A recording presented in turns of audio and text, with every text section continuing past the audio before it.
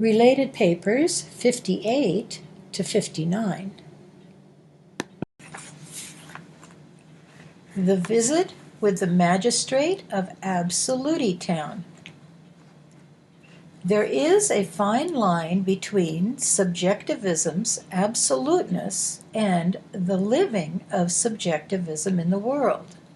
That line has grown into the great wall that surrounds Metadelphia and its little suburb, Absoluty.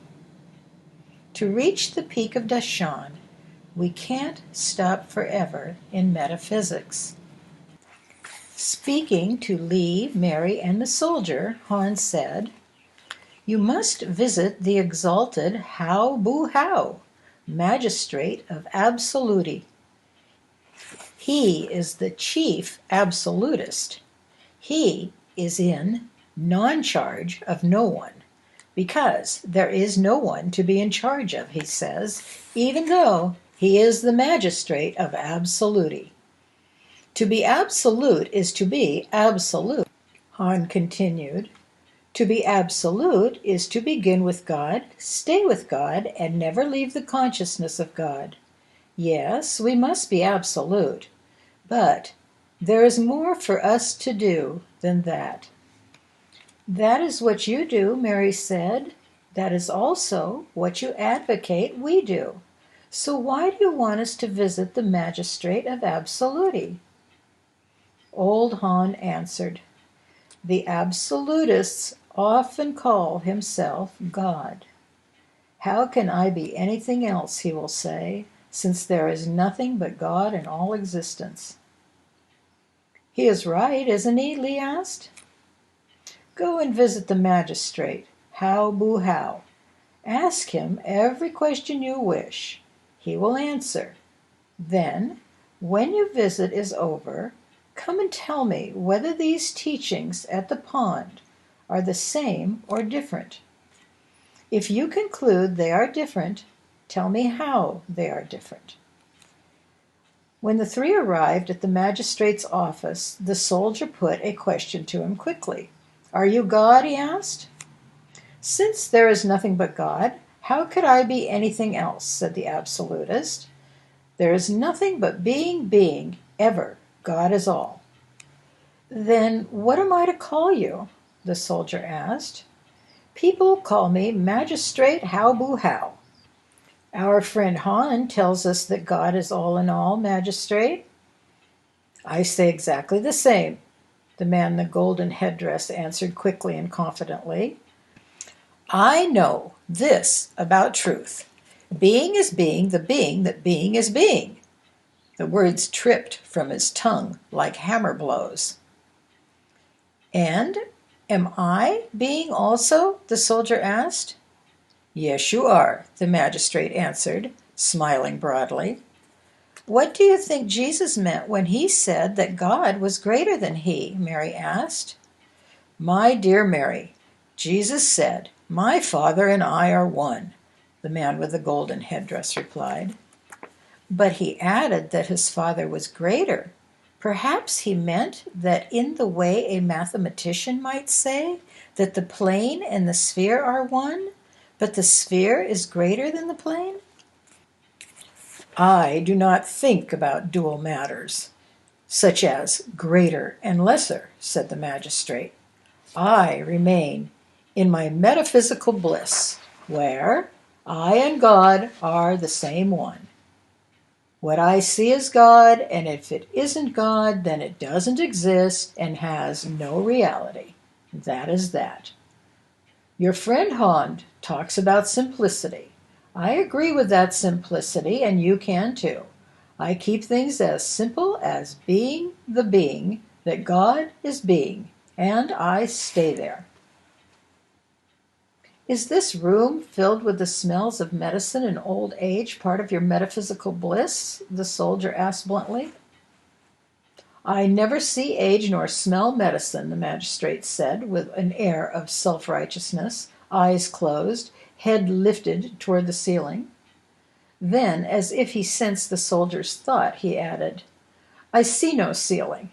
There are no ceilings in mind. There are no age in mind. There is no one who needs medicine in mind. All is infinite mind and its most infinite manifestations. I know this, I am this, and I remain this eternally. Ah, yes, the magistrate of Absolutely is straight and forthright with words.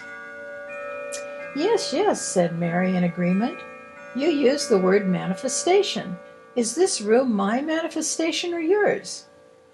If you see anything that isn't perfect just as it is, that is your problem, not God's, the magistrate said. Mary smiled. Oh, I agree with much of that. Nothing but God is happening, and that is precisely what lets us see good in everything, even in illusion. There isn't an illusion in mind, my dear, How intoned contradictory from under his golden headband. The illusion isn't real because God has nothing to do with illusion. The magistrate was beaming, even if the ceiling wasn't. If there is no illusion in mind, what is the illusion I see? Mary asked. You don't see an illusion, my dear. You just think you do, said the magistrate. Is my thinking that I see an illusion also an illusion? Yes. Haven't you contradicted yourself, Lee, the soldier, and Mary all asked simultaneously? I have done no such thing. Mine doesn't contradict itself, said the absolutist. Then what did you do? Asked the soldier. What do you mean, what did I do? If God didn't do it, it wasn't done, the magistrate said from beneath his great headdress. Oh my, Mary whispered. Words can be so intimidating, can't they? In the name of metaphysics, everything can be affirmed or denied at will. Fortunately, that doesn't change the truth. Speak up, said How. I didn't hear you. Mind here, said the soldier. It is the meat man, whose ears are solid and unhearing. Yes, said the magistrate, but I am not the meat man. I am infinitely more than that. Yes, we are more than the physical appearing, said Mary. But what is the physical appearing? Nothing, absolutely nothing at all. And you children must understand, it is that view of the meat man's nothingness that heals the meat man. Ah, so, Lee asked.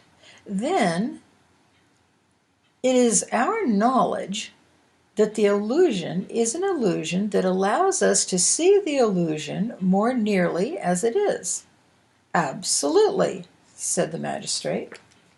But if it is an illusion that doesn't exist, what difference does it make what it looks like or doesn't look like? Asked the soldier. That is the zen of it, my young argumentative friends. That is the mystery. What is the mystery? The soldier asked. That is for me to know and for you to determine, the magistrate said. A servant entered the room, bringing the magistrate's meal, and the first meeting ended. The three young people sat in the courtyard discussing their conversation with How. It seems to me he is saying exactly what Han is saying at the pond, said the soldier. Oh, no, he isn't, Mary said. There are gigantic differences. Han is saying more. What more is he saying? Asked the soldier. The second visit. The talk with the magistrate of Absoluty resumed. What of the hungry, unhappy people here in Absoluty? Asked the soldier. I do not see hungry, unhappy people, the magistrate smiled. I see only love and beauty here, and that is all there is to see. Do you see me? Asked Mary. Why, dear, you know I see you, as sweet as you are. I see you as the perfect child of Tao. Did you see the man who served your meal while we were away? Well, of course, I see him. He was complaining about his paltry wages, profaning his employer all the while. I told him that he should see the positive side of his employer, not the negative." "Then you responded to the scene at hand?" Mary asked. "Well, of course I did, dearie. I just told you what I said." "Did you do more?" Mary asked.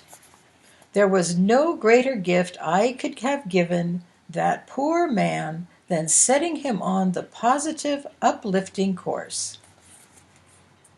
"That was a wonderful gift," Mary said, "but Master Han at the pond tells us there is more than that to do." "Good for Master Han," said the magistrate haughtily, turning to leave. "Don't you wish to know what it is?" the lady asked. "I never ask questions," the magistrate said curtly. "I am not interested in the illusory scene at hand." "Do you visit your banker?" asked the soldier. "He comes to me, my friend," the magistrate answered from under his golden wrappings. "The mountain comes to me, you see. I have dominion. That is why I am the magistrate of Absoluty." So ended the second visit with How Boo How. At the pond, Han asked if the three had perceived any differences yet. They had, but they were not sure precisely what. "Then visit again," Han said. The third visit with the magistrate of Absoluty. As before, the students were admitted to the magistrate's room, but warned that no argument or dissension would be permitted. "Did we argue?" asked Li. "I thought we pursued questions," the soldier said. "Master Han said that many metaphysicians call it an argument when one doesn't agree with them." Magistrate How Boo How was wheeled into the small room. He smiled at the group. "We hope everything has been fine with you," Li said tremulously, feeling intimidated. "Everything is perfect. There is nothing but God going on. There is nothing but good, nothing but love," said How Boo How, beaming from under his headdress. "What is love?" asked Mary. "I am love. I am love itself. I am nothing but love," the magistrate answered quickly and confidently. "I begin with love and I stay with love, and so shall all of you." "How do you know we don't?" asked the soldier. "If your view of me just a figure of speech, my friend, I don't see you as anything but love either," said the magistrate of Absolutely. "How does love act?" Mary asked. "As love, of course. Love acts as God acts. I act as God acts, and so should you." "If God is all in all, there is no other action going on but God's self-action, is there?" the soldier asked. "You are correct, my soldier." "Tell me, what have you done about the war in Afghanistan?" the soldier asked abruptly. The magistrate looked at the soldier incredulously. He hesitated, as he rarely did. "What do you mean, what am I doing about the war in Afghanistan? What kind of a question is that?" The magistrate had asked his first question. "I mean, what are you doing about warfare in the world?" the soldier explained. "There appear to be people at war all over the earth.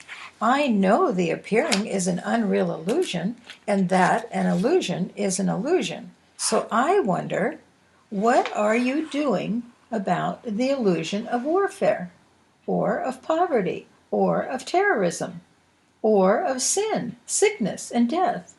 But specifically, I really want to know what you are doing about the starving people of the world." "Oh, my goodness, my man," the magistrate began, a sound of patronage in his voice. "I live in another world entirely. Don't you know you are asking questions about empty, meaningless things? Do you not yet understand that your friend Jesus said that he was not of this world of illusion? Don't you realize that he told us not to have anything to do with this world? The soldier smiled.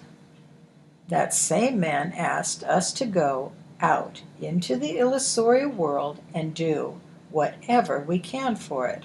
I am asking you what you are doing for this world. My argumentative friend, I am being the being that being is being. What are you being? I am being that too, friend How Boo How.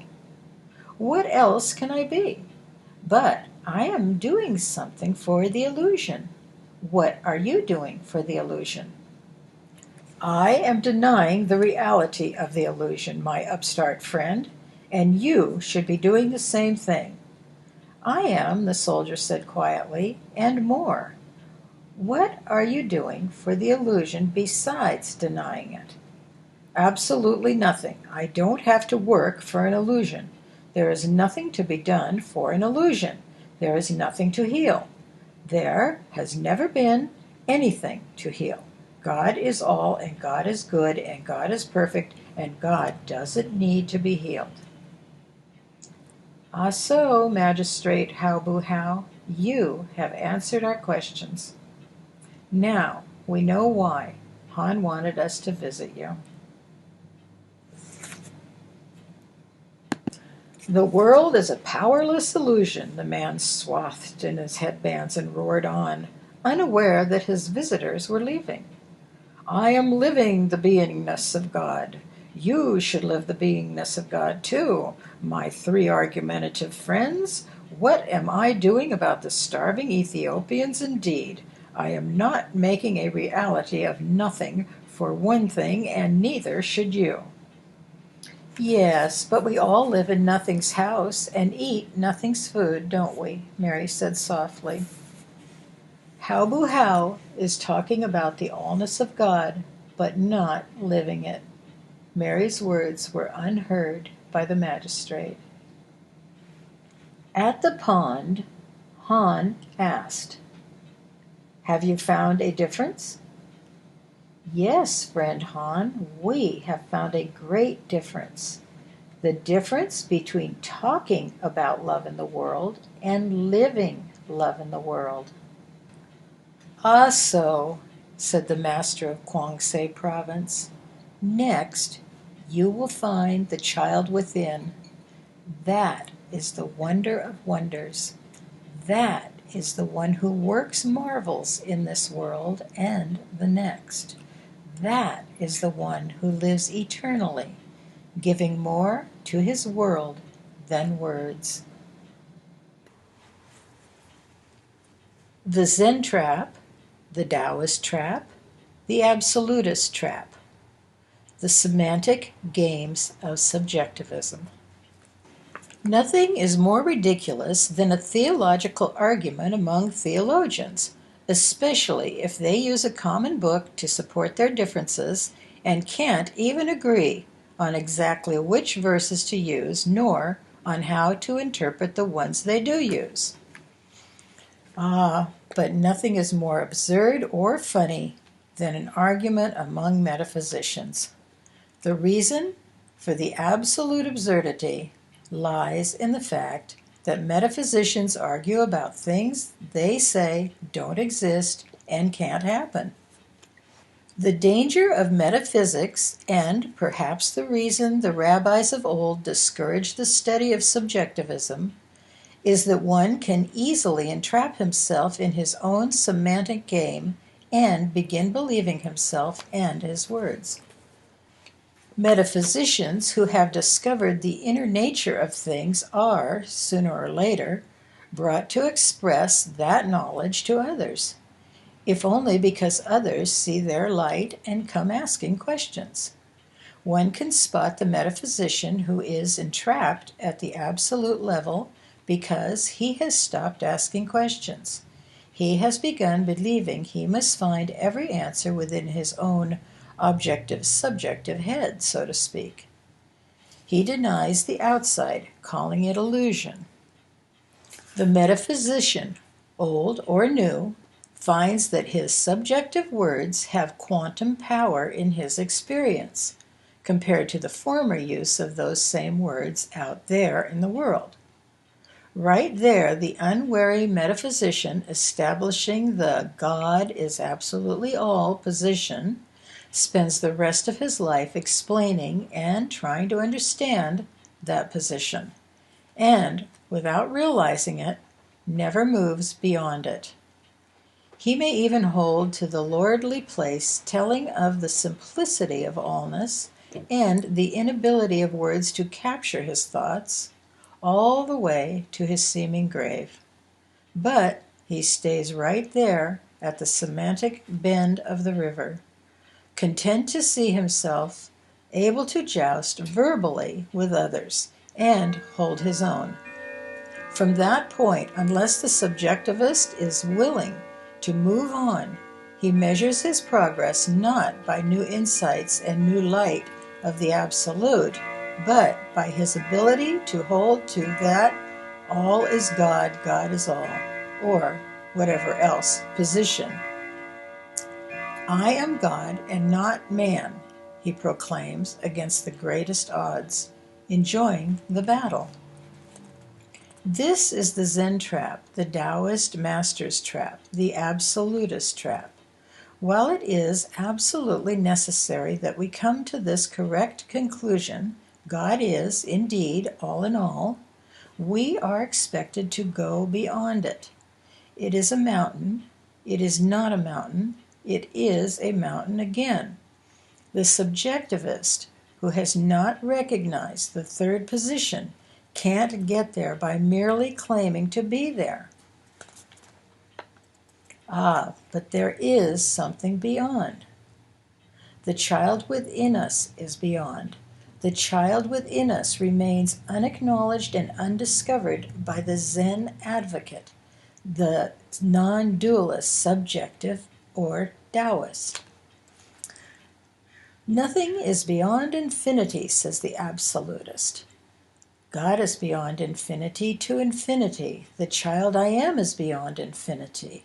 For goodness sake, even experimental mathematics is beyond infinity. If science can get beyond infinity, why can't we? We can. Nothing is beyond all, says the absolutist.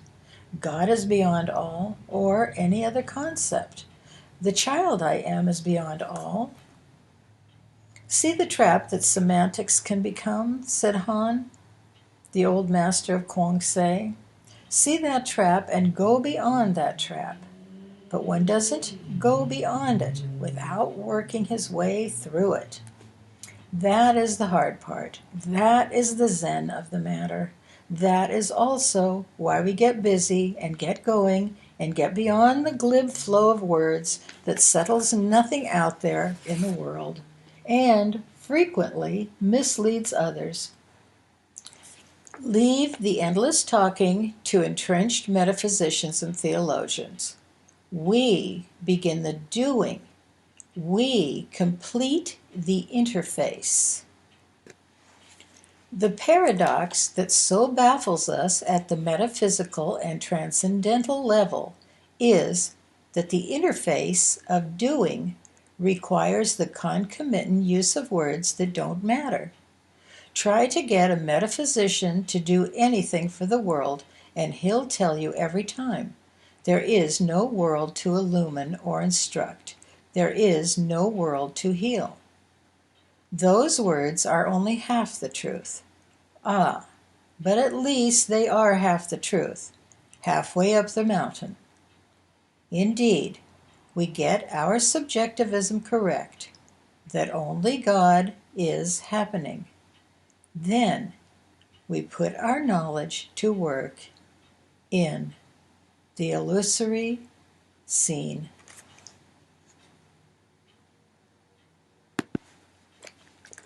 The world is a perfect vessel, and whosoever tries to alter it spoils it.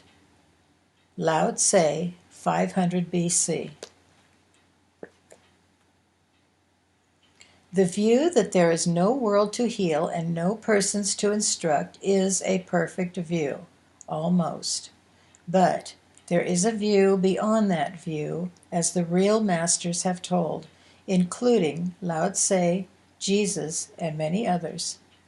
The greater view simply hasn't been widely seen yet.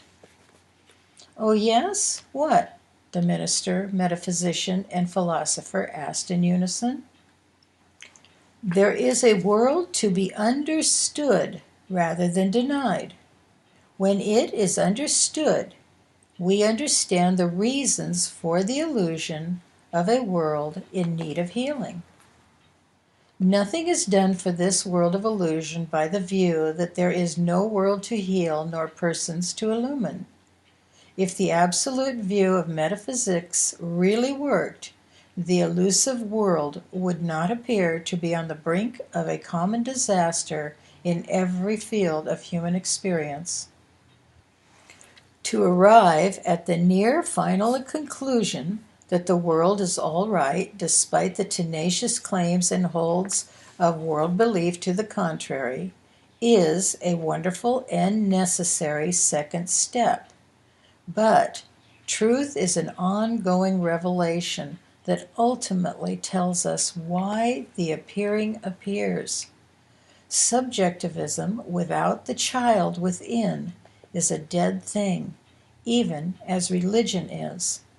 Without the child, religion and metaphysics are stillbirths in the world. The final light from the third step, the step beyond metaphysics, tells us what we are to do for the illusion. When we know this, we set out to do it. And until we do that, we haven't done anything.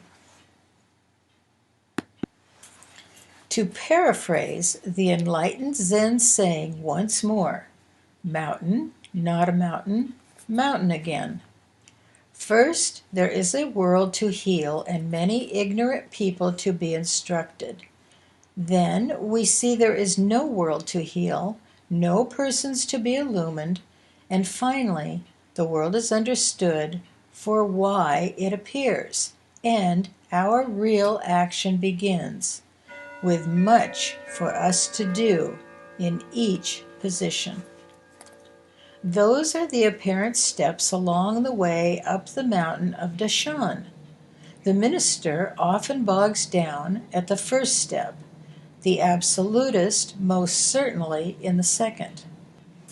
The illumined are those who have continued to move on and have found the child within themselves.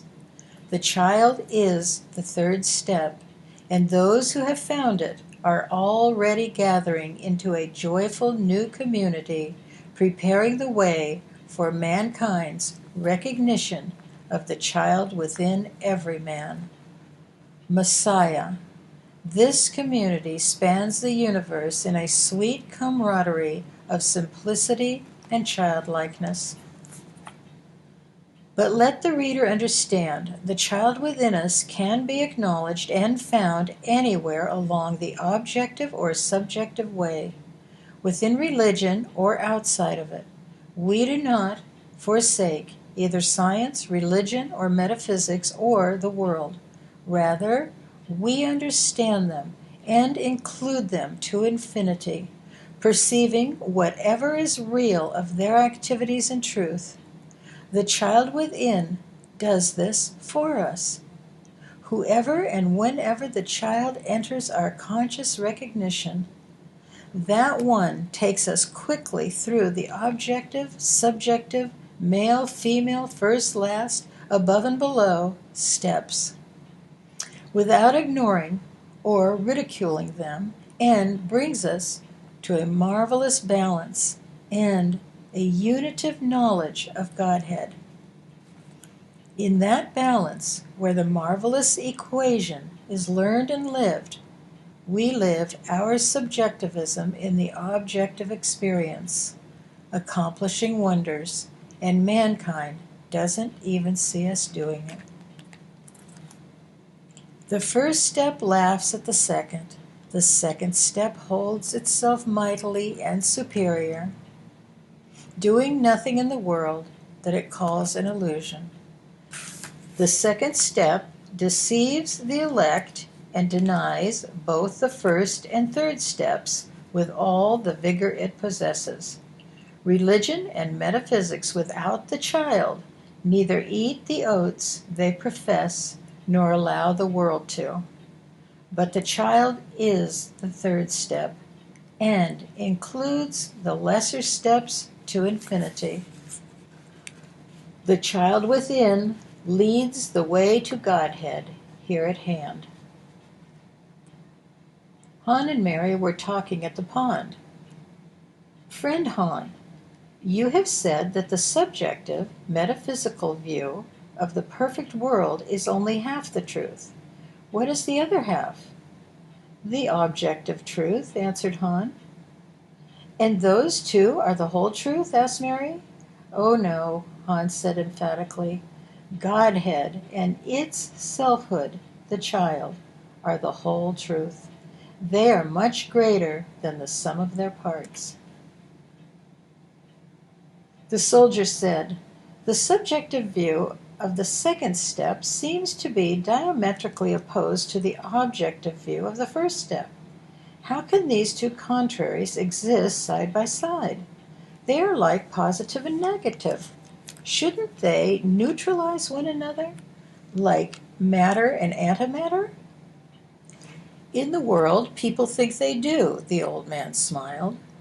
But here we appear to be sitting in an objective world, talking to ourselves at the pond, and yet we sit here talking of subjective things. Therefore, I see that my subjective idea does not neutralize nor eliminate my objective world, even though there are times I would like mightily for it to turn the picture around completely.